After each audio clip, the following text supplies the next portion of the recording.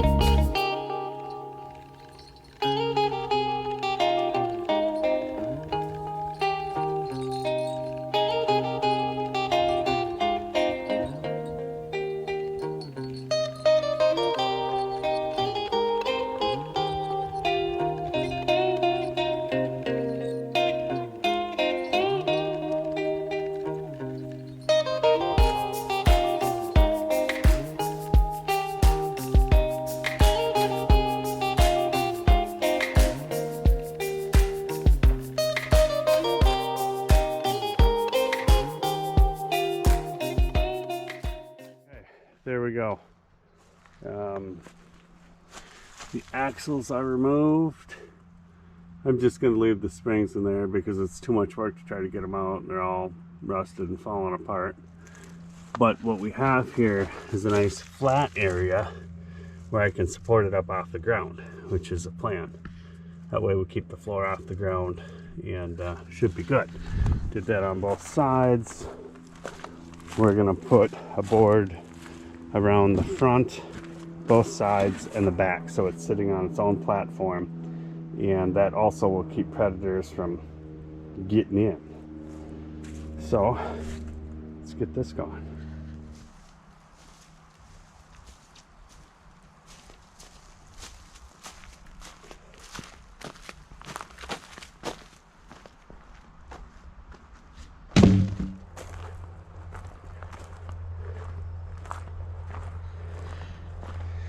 Okay, so we got the chicken coop mounted where it's got to be. We got that done.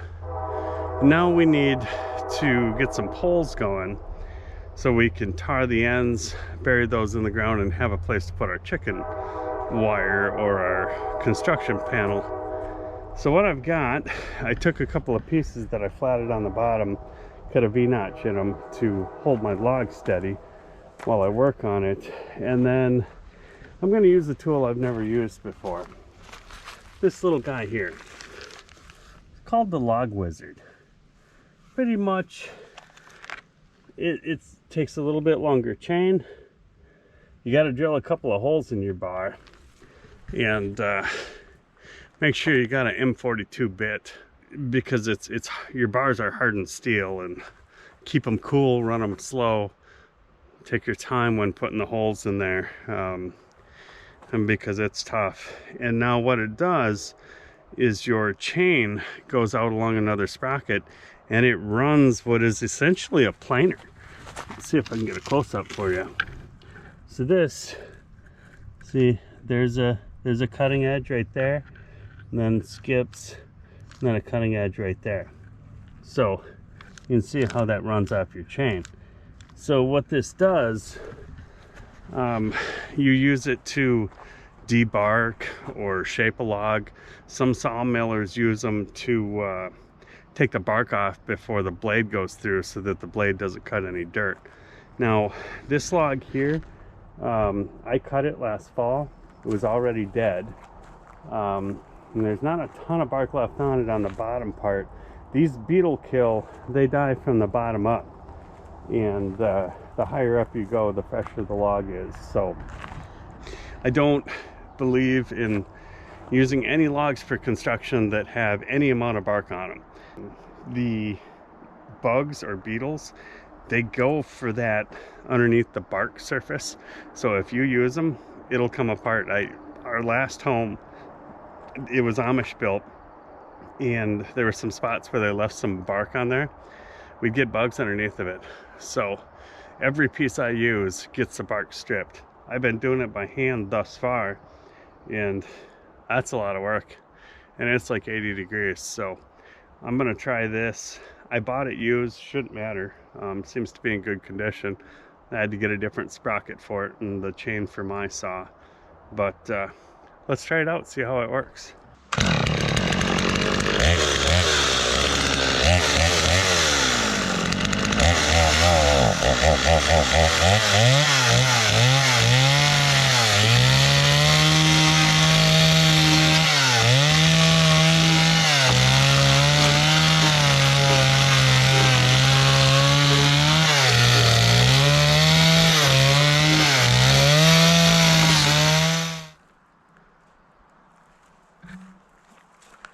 So it works.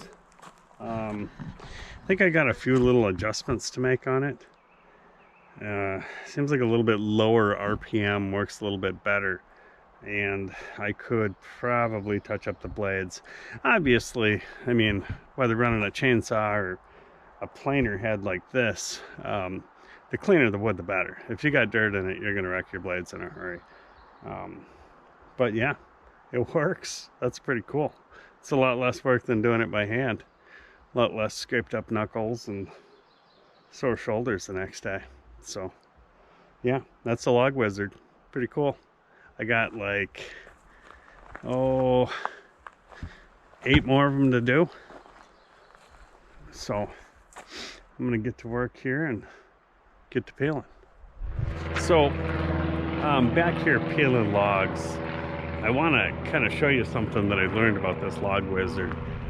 This was the first one that I did here. It's pretty good. There's still some of the dark stuff on it, the second one. And this is the last one that I did here. You notice it's, other than around the burl, but some of that's got to be done by hand, but it's a whole lot cleaner, and they're looking a whole lot better. I was kind of struggling with it. I'm like, yeah, this is better than a draw knife, but not a whole lot, because it was almost like you were just trying to wear the bark off. So one day I came home, because I bought this Log Wizard used, okay? So the blades were maybe not as sharp as they should be and such. So I took them off, and here it is now. I took the blades off and I honed them on a stone in the house. There's 2 blades, one there and then the other one there. And then the other thing that I did, when whoever had it before, when they had installed the blades, I don't know if you can see, but right back here, you see that shiny spot? That's where it sticks out of the aluminum. That was below flush. And this part here, in between the blades and here, actually acts like a like your raker on a chainsaw chain.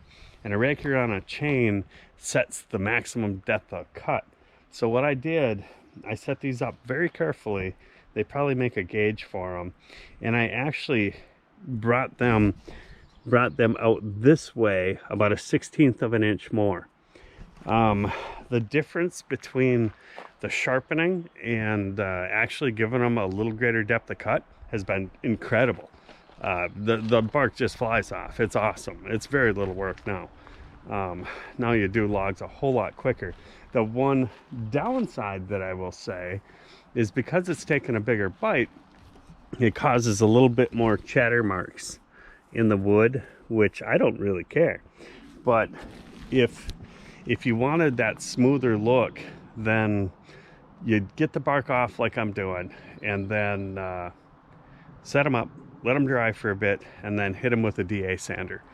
The other nice thing about having it take a little bit more depth of cut is when I get to a knot, it'll actually peel the knot off, where before it would just like bounce around on it and not do anything. So it's 50-50. 50% the sharpening, 50% taking a greater depth of cut. So I'll set you up and show you how it works now. It's much better than the first video.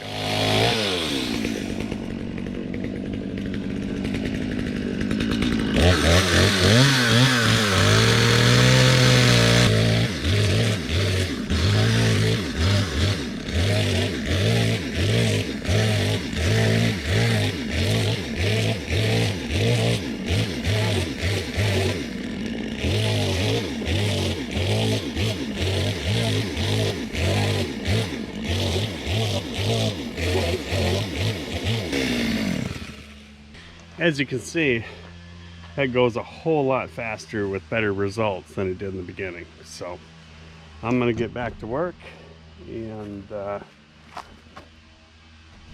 try to do like 8 of these today. So let's get going. So what are you doing? Okay, we got our logs peeled, and now I get the super fun part of digging 6 holes in the ground and putting them in. But remember, these are spruce, untreated logs that are going in the dirt. Typically that's not a good combination. They won't last very long. So we're going to do a couple of things here today. I'm going to take the 6 that are going in the ground, and about 3-4 feet up, we're going to char them. It's an old, I don't know if it was Chinese, but it was an ancient thing that they would do to treat the wood before it went in the ground. Some of the oldest living buildings, I think, is in Japan, where they treated all the logs that way, and it's still standing. So what we're going to do, there's a burn ban on. Typically I would do this over a fire. I don't have that option. So I'm going to use a weed burner, and then once we char the ends of the logs, which does a lot for, you won't get pests in it when it's charred, but pests is not the issue, water is the issue here. It also tightens up the cells of the logs, so they're not going to be so absorbent. But we're going to burn them, and then we're going to treat them with like a waterproof basement sealer. So I'm going to kind of do double duty here and see how this works. But yeah, I'm about to get started.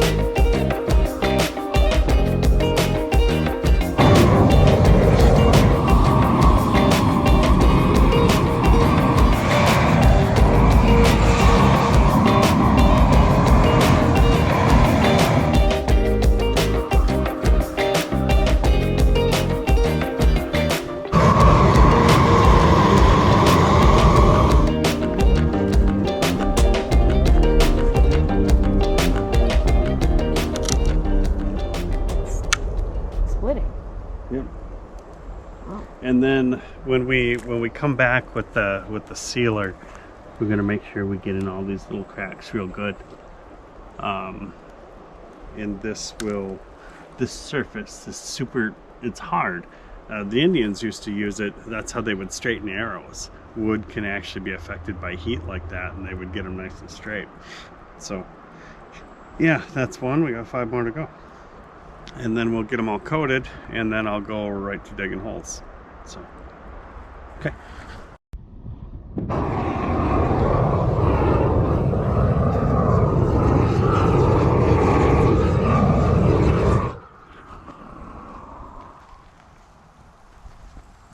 Does a good job keeping the mosquitoes away. Mm-hmm.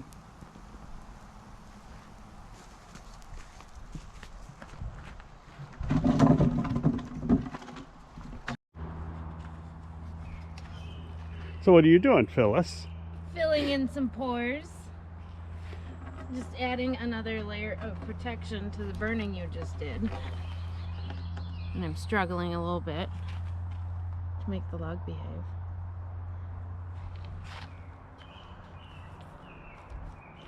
It just really, as the log was being heat treated, you can see here where it really split open. In those places we want to completely fill in. This will have plenty of time to dry here while I do the next unfun part, and that is put the holes in the ground. Get your daily exercise. Right.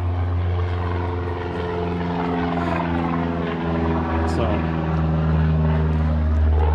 this is what we're using here, foundation and roofing coating.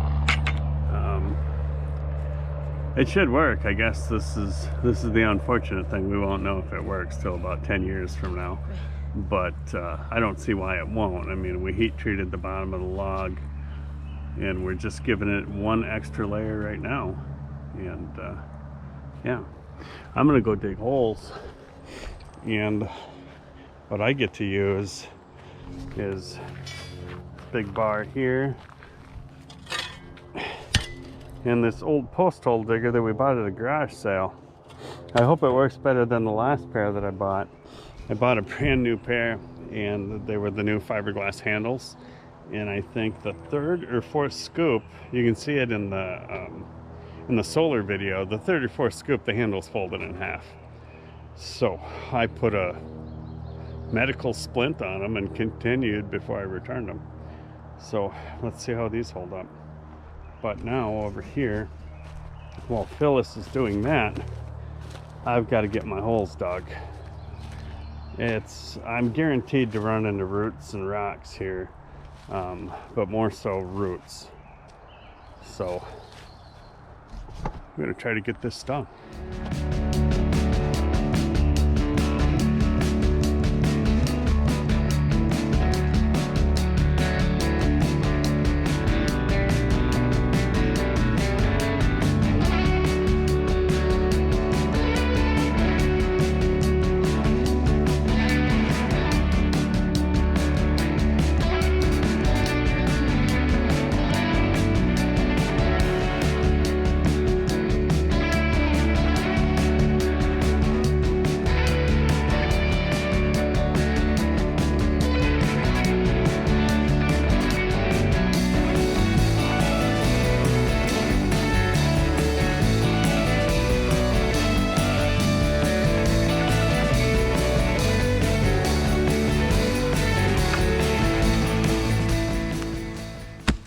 You're winning.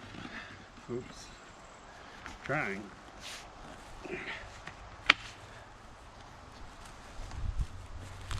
That looks like a bunch of roots right there. Yeah, I'm going through the topsoil there. You look sweaty. It's a lot of work. I'm glad for the breeze today Yeah. and cooler temperatures And bug spray. and bug spray. On number 3, get through this, I'll be halfway. Yay. Power auger would be nice now. Yeah. Yeah. Real nice. We don't have a dirt one, do we? No, I had made one, and I didn't bring it. Of course I didn't bring it.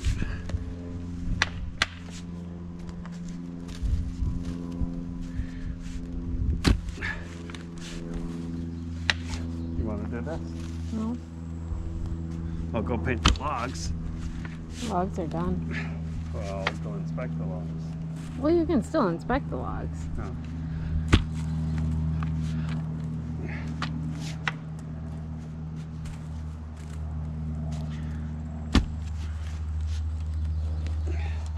So now you're getting to the clay level? Yeah. If I get to the clay level, then we get to the gravel level. But I couldn't get through the clay level in the last one.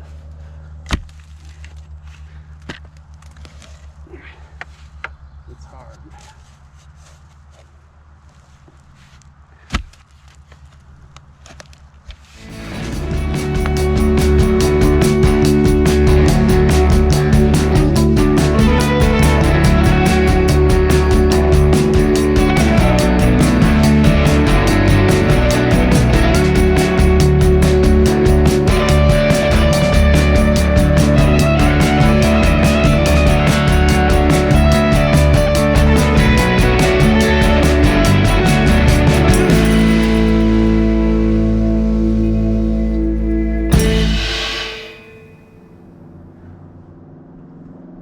Well, we got the holes dug.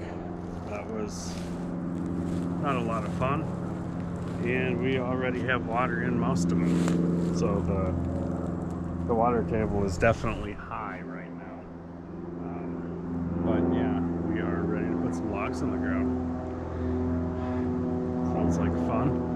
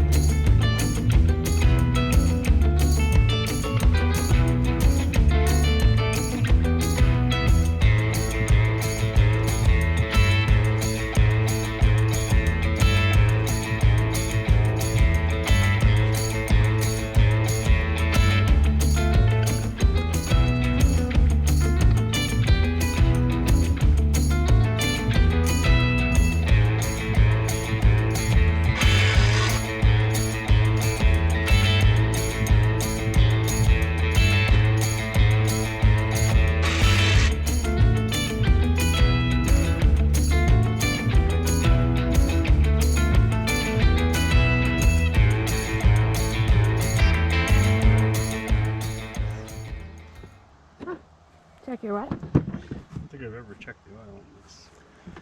Even though it's an electric saw, it still takes oil. It's EMTY. Mm.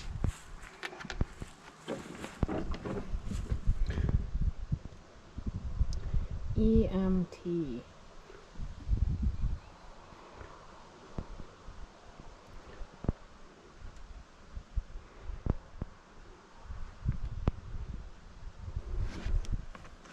Can you overfill it or no? Sure. And it just Runs out. spills all over the place. I try not to do that. But you can't. It won't hurt it to be full up. Huh. You know what I just noticed? But It's got hookies. You can hang it. usually when I've tried that with a chainsaw,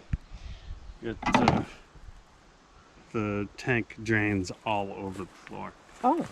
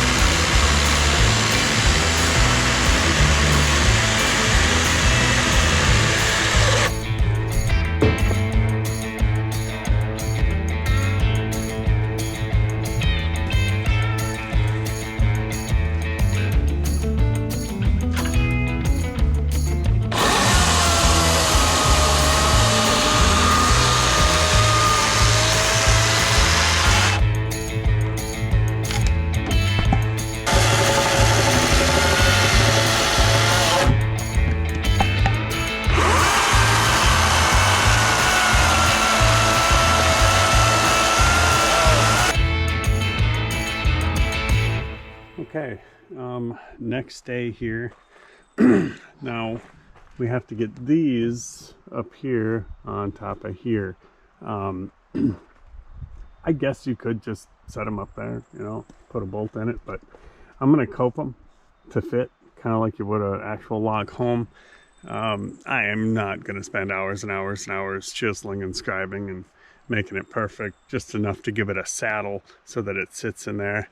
And once they're in there, I'm going to do one on both sides. Then we're going to put these log bolts down all the way through it here into the main one, so that'll hold everything together. And then after that, we'll put up our trusses to go back and forth to put some sheet metal on.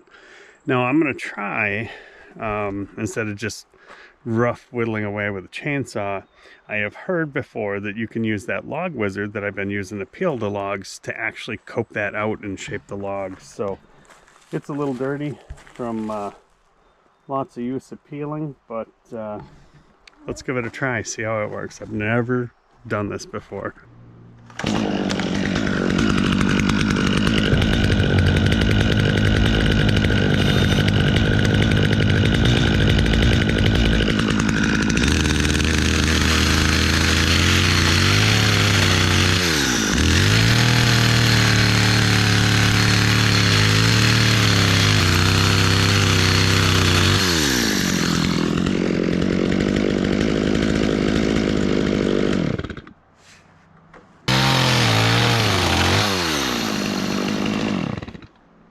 That works pretty good.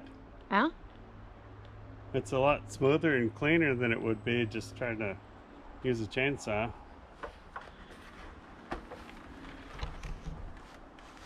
Yeah, it copes it out real nice. And if I had actual scribe lines, I think I could match them pretty good. Yeah, not too bad. One more to do, we'll see how she fits.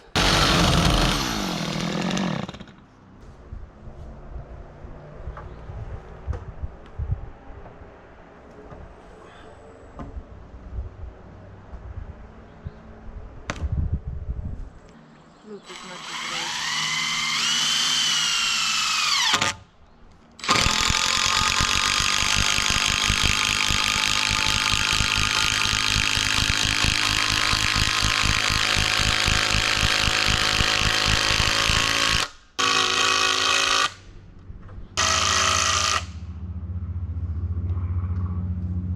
Nice, huh?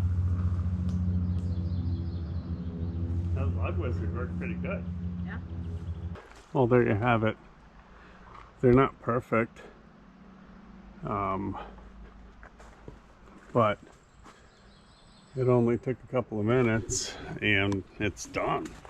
That worked really good compared to the way I was going to do it. So I'll get this other side done and we'll be ready for the next step. So Phyllis, what are you doing?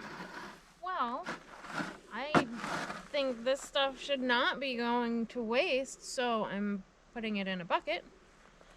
And we're going to use it for bedding in the chicken coop. And That's genius. we'll use it for lots of stuff, I think. Wow. Okay. Well, cool. So we got pretty much nothing going to waste here. Yeah. Okay. I'm gonna need another bucket though. I will have to purchase you one. And then we'll have bedding for all winter. Yeah. Cool. Oh yeah. So, meanwhile, I'll give you an update here on the chicken coop. I got 3 up, just about ready to put up the 4th. That log wizard works amazing for coping out for the logs. I am really impressed. This thing has more uses than I thought it would. I think what I'm gonna end up doing is buying another chainsaw, and then I'm just gonna leave this set up on this saw because it doesn't take any horsepower. So you want the lowest horsepower saw, lowest weight saw, I guess, to put it on, and then have other saws. So I think I'm going to do that so it stays set up, because to use it as a regular chainsaw now, you have to put a different chain, you have to unbolt the log wizard, pain in the butt. So yeah, I'm going to keep going, try to get this done tonight.